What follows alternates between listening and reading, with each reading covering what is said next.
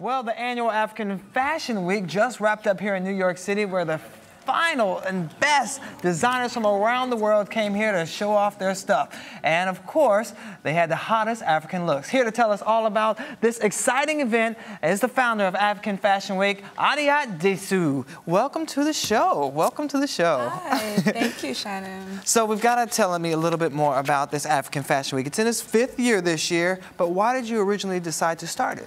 Well, I started it when I was at Mercedes-Benz Fashion Week during their 2010 showcase. Arise had a collective, and they showcased African designers.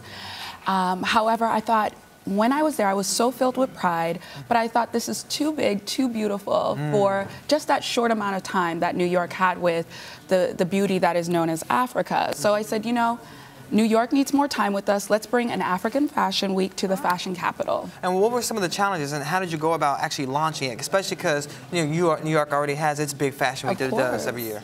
Of course. So I had to definitely ride off the waves. We came out with this, our slogan, which is where fashion began. Because if you think about it, New York is the fashion capital. It's known as the mother of all fashion. But also, I believe that it originally comes from Africa. So the fusion of the two, really leveraging the power of Africa and its name, and New York being the fashion capital, I think drew a lot of attention. Okay, so what makes it different from all the other fashion weeks that we know of? It makes it different because we are pretty much scouting and showcasing emerging talent that's coming from Africa. Okay. And so you're discovering along with us the emerging talents that are coming from Africa, and you're getting to explore what is African fashion. Well, we actually are going to see some of that African fashion because you brought two of your favorite designers to the studio today, and one of them, Sydney-Davies, is over there hanging with Christina. Sydney and Christina, over to you. All right. Hi there, Adiat and Shannon. With me here today is Euphemia Sydney-Davies. Thank you so much for joining us here on Arise Entertainment 360. She actually had her first showing at Africa Fashion Week last weekend. First time. First time. First time in the U.S. as well? Yes. You're originally from Sierra Leone? Sierra Leone, yes. So what was it like to be a part of this this event?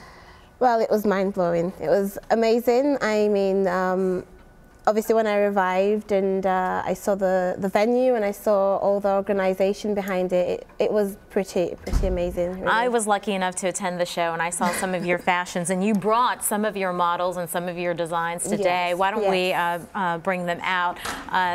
First of all, they're stunning. Thank you. They're gorgeous. Thank you. Talk a little bit about where your inspiration comes from, and tell us a little bit about this lovely piece. Well, my inspiration, it's African, very heavily African inspired, but from a different angle, an unexpected angle.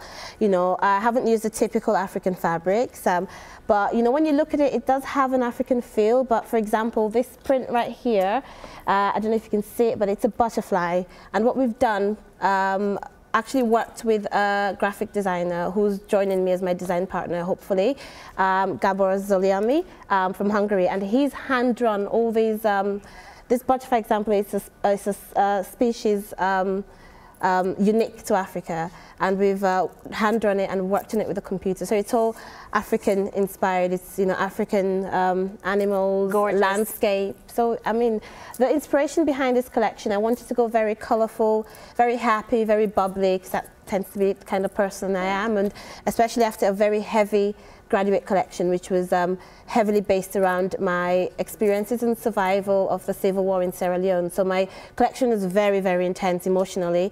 I wanted to move on from there and kind of rise up from the ashes, really. And yeah, so that's why it's very playful and very flirty. And you have a few other models. Let's look at some of the other pieces that you brought. That is absolutely gorgeous. What's so fascinating that I found about Africa Fashion Week and attending the shows is one, designers such as yourself having an exposure, getting access to a platform that for the most part you just simply weren't having access to. So as you see all of these various models and you see your designs on the runway, what is that feeling like? I cannot really describe it, really. It's you feel a sense of pride, and obviously to be associated with a show as you know, of its highest professional level as Africa Fashion Week, and been given the opportunity to showcase my designs. I mean, it's so vital for, there's so much talent out there, you know, so many people in their living rooms sewing, they've got so much to give, and it's amazing to have platforms like this to showcase your work. So talk to us a little bit about this piece. This is one of my favorite pieces. Obviously, I do menswear as well, and a unique trend that I wanted to set myself is the idea of removable items. So, for example, this shirt is completely removable, so I've matched it. Take it off, take it off. Take it off, let's see. Don't be shy. Go ahead, take it off. So right there. We've got other that's shirts. Cool. I see. We've got other shirts and other prints in the whole collection, and they're all interchangeable. So, for example, you can have a shirt that's half see-through and half fabric, or half red and half black. So that's my, that's kind of like my niche.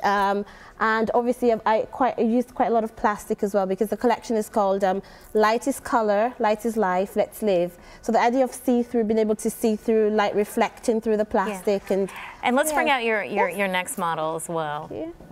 Another beautiful piece, exquisite. Do the legs come with the outfit? Maybe. So this piece here, for example, this is actually, we researched aerial views of certain areas of Africa, and I was watching a quite interesting show. It was a nature program, and they showed us some aerial views, and the way the land and the water merged, it was so interesting. So I thought to approach it from an interesting angle.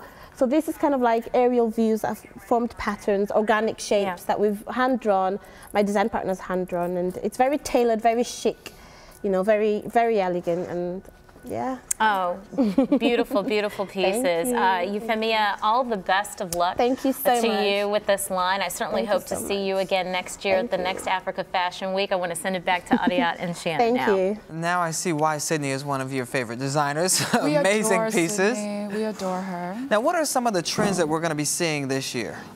One of my favorite trends is the love child of Africa and vintage, which I think one of the designers that really captures that trend is Reuben Royale. Oh, well, mentioning Reuben Royale, he's up next with Christina, so let's check out his designs.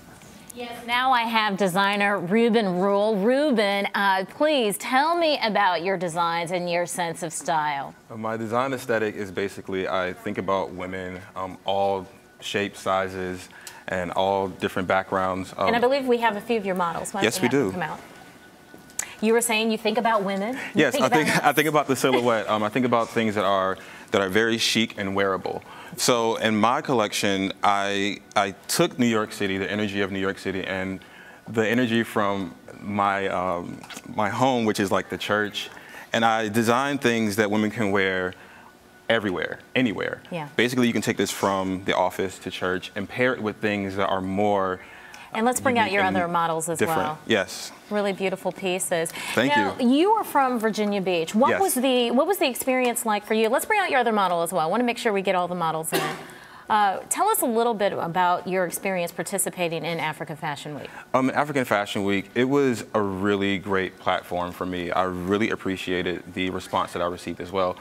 It was crazy backstage, but at the same time, it was amazing to see the clothing come to life on the runway for the first time. This is the first time I've seen it come to life.